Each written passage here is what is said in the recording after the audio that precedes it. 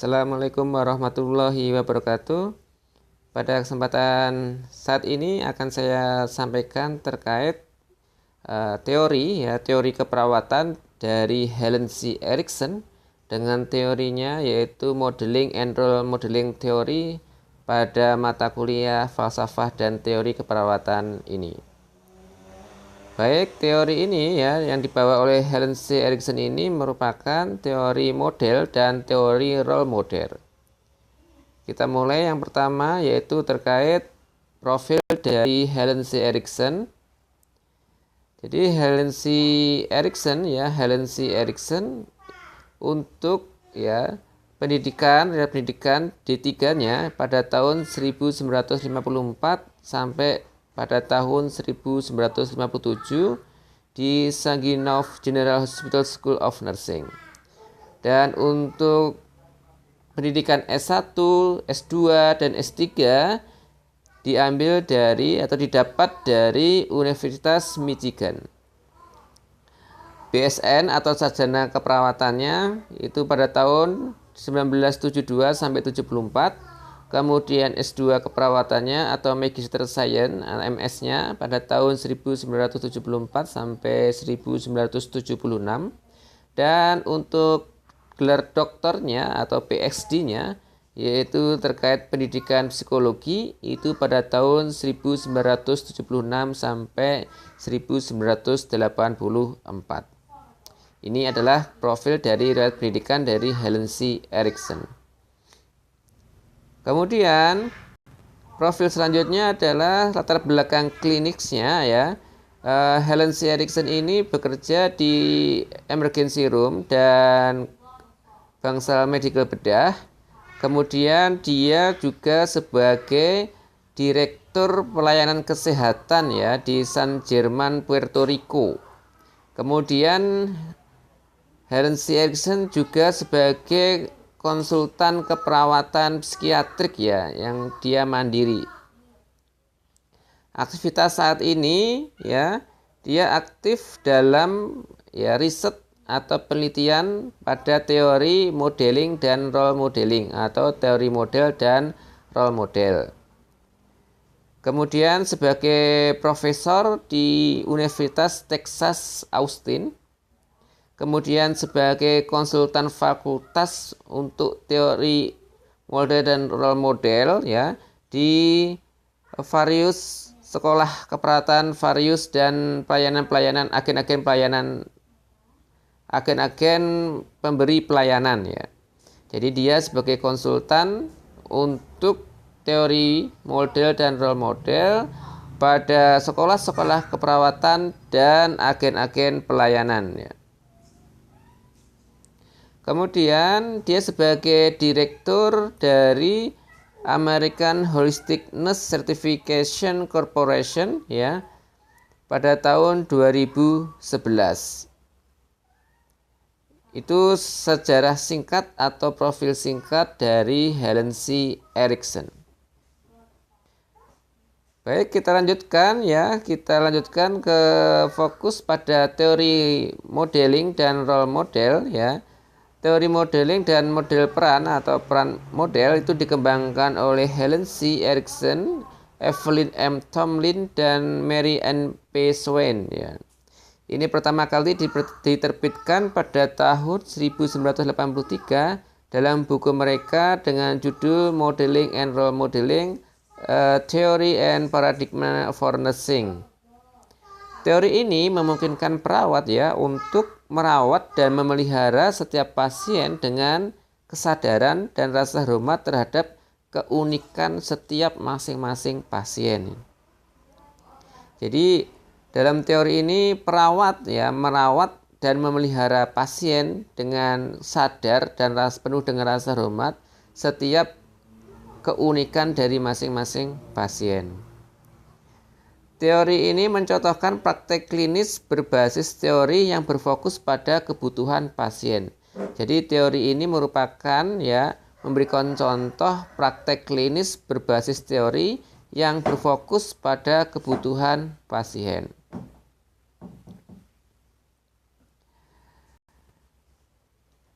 Teori kebutuhan manusia Maslow ini digunakan untuk membantu ya memberi label dan mengartikulasikan pengamatan Helen Erickson bahwa kebutuhan dasar yang tidak terpenuhi mengganggu pertumbuhan holistik ya.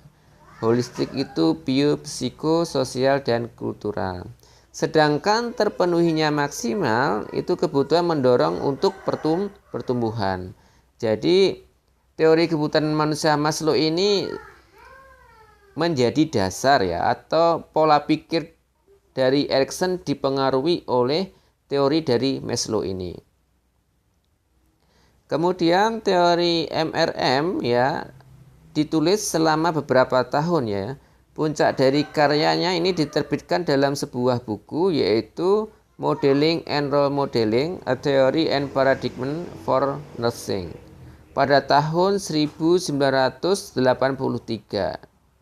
Oleh siapa? The Society for the Advancement of Modeling and Role Modeling pada tahun 2011.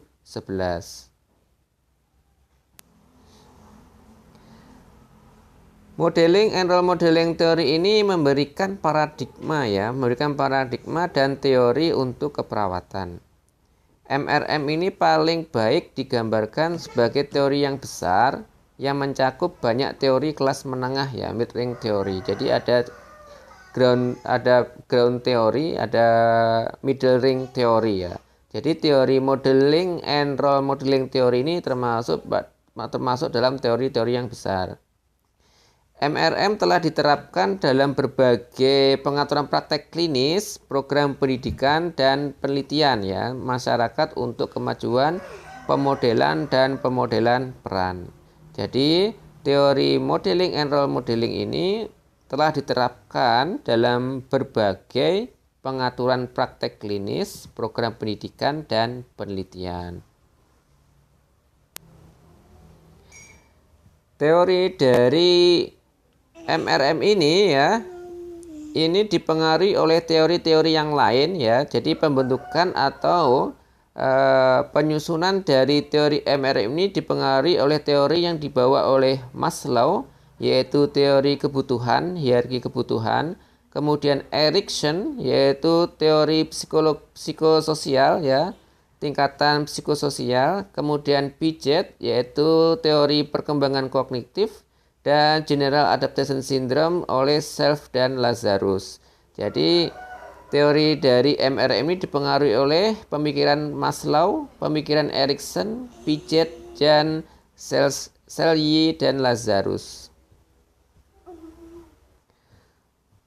Konsep secara umum dari teori MRM ini adalah modeling, mengandung arti bahwa perawat ini berusaha mengetahui dan memahami model yang unik ya pada dunia pasien ya. Jadi perawat ini berusaha untuk mengetahui dan memahami ya dari dunia pasien ya. Maksudnya dunia pasien di sini adalah kehidupan pasien ya. Untuk apa? Untuk menghargai nilai dan signifikansi bagi pasien. Jadi kita harus mengetahui ya, seorang perawat harus mengetahui dan memahami dari kondisi pasien, kehidupan pasien untuk menghargai nilai dan signifikansi bagi pasien. Kemudian perawat menggunakan informasi untuk mengembangkan ya gambar dan pemahaman dari perspektif pasien. Jadi perawat itu menggunakan informasi untuk memahami ya dari pandangan perspektif dari pasien ya. Jadi perawat menggunakan informasi-informasi yang ada untuk mengembangkan ya gambar dan pemahaman dari perspektif pasien. Kemudian untuk role modeling ya mengandung arti bahwa di sini peran perawat adalah untuk memfasilitasi dan memelihara individu dalam mencapai, mempertahankan, dan meningkatkan kesehatan. Nah, menerima pasien tanpa syarat dan memungkinkan untuk intervensi individu yang unik. Jadi tidak pilih-pilih ya. Jadi semua perawat menerima pasien ya dalam kondisi apapun ya. Sehingga di sini dari teori modeling tadi adalah perawat berusaha untuk memahami dan mengetahui kondisi kehidupan dari pasien. Menurut konsep ini, pasien adalah ahli dalam perawatan mereka sendiri ya. Jadi teori MRM ini memandang bahwa seorang pasien itu adalah ahli dalam merawat mereka sendiri dan tahu yang terbaik bagi mereka dirinya sendiri.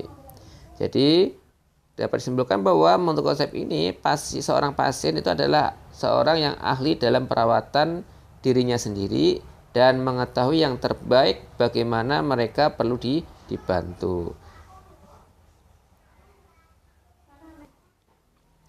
Teori ini memfokuskan perawat untuk fokus pada kebutuhan pasien. Dan teori ini memungkinkan perawat untuk merawat ya. Teori ini memungkinkan perawat untuk merawat dan memelihara setiap klien dengan kesadaran, rasa hormat terhadap setiap keunikan dari karakteristik individu. Nah, didasarkan pada apa? Pada kebutuhan klien. Nah, klien ini memiliki kemampuan dan pengetahuan untuk memahami ya apa yang membuat mereka sakit ya. Jadi klien memiliki kemampuan dan pengetahuan untuk memahami apa yang membuat mereka sakit. Jadi nanti perawat itu akan memberdayakan pasien untuk tumbuh untuk menyembuhkan. Karena pasien tadi dalam teori ini dianggap bahwa klien itu memiliki kemampuan dan pengetahuan untuk memahami apa yang membuat mereka sakit.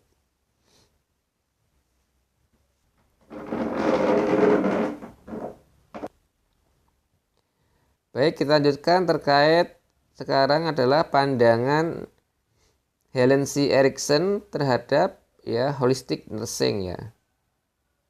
Jadi holistic nursing itu seperti apa dari pandangan dari Helen C. Erickson.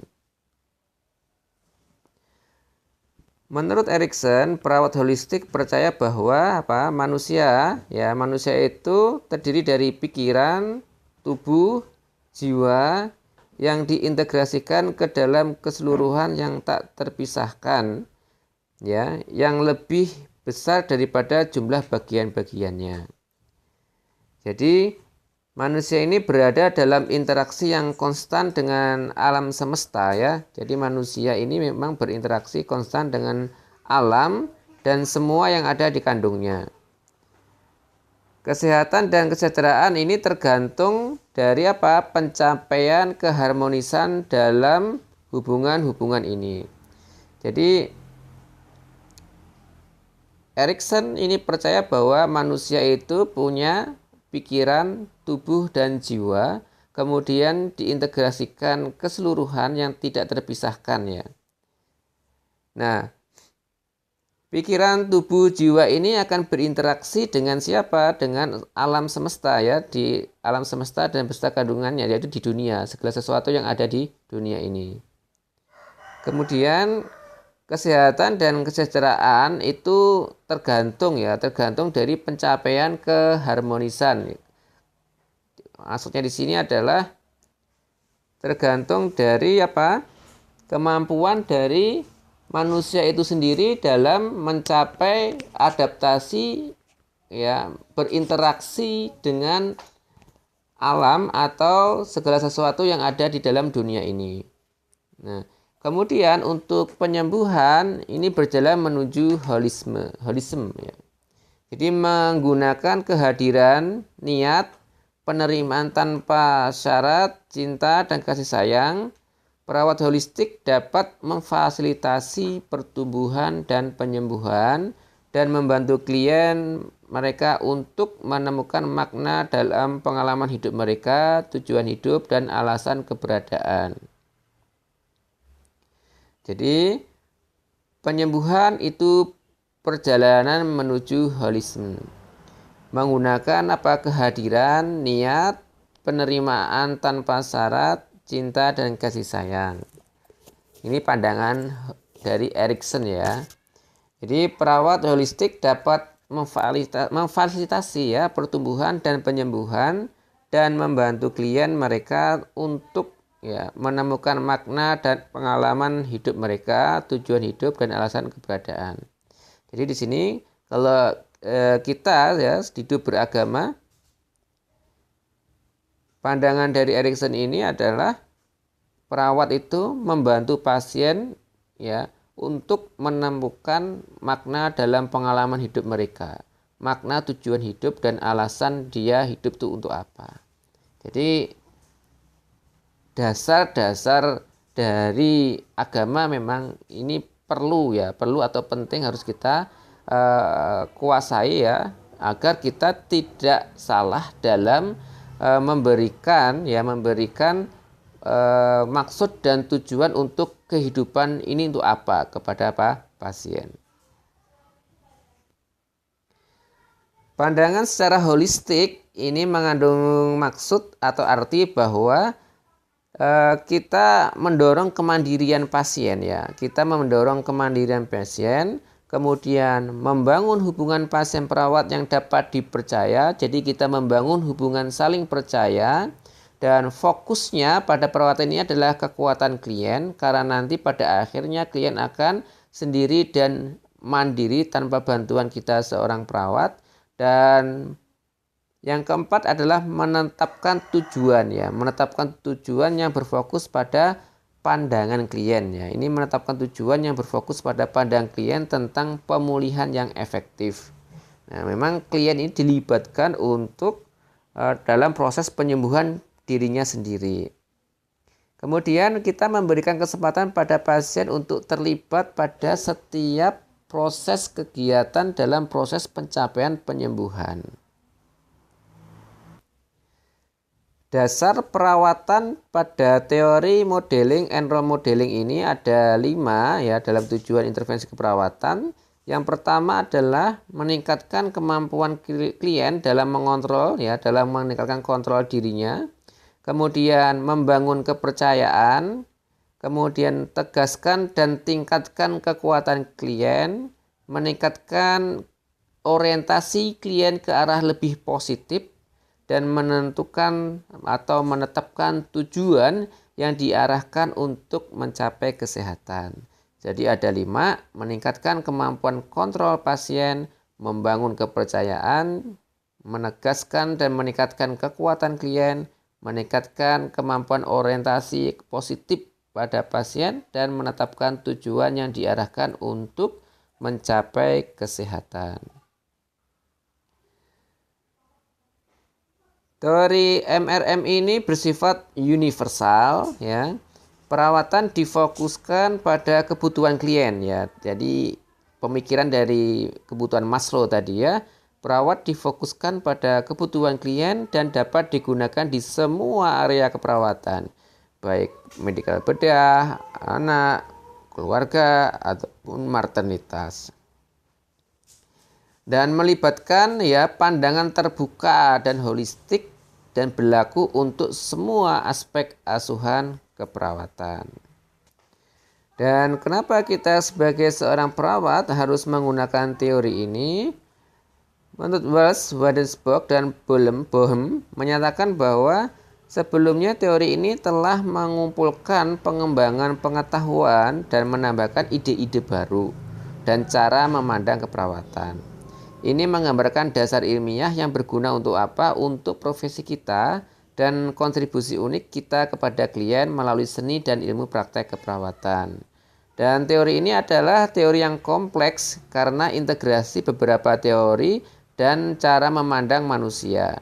Meskipun ya teorinya mengandung banyak tingkatan makna ya, konsep dasarnya masuk akal dan dapat segera diterapkan pada praktek keperawatan.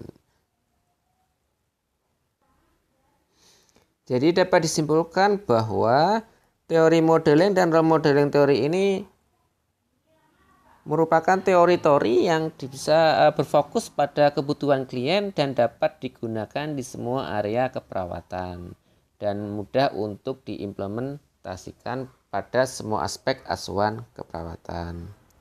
Baik, mungkin itu yang bisa saya sampaikan terkait teori modeling and role modeling teori. Semoga bermanfaat, dan jika ada yang ingin tanyakan silakan untuk ditanyakan pada media yang telah saya sediakan. Terima kasih, semoga Anda dapat memahaminya. Assalamualaikum warahmatullahi wabarakatuh.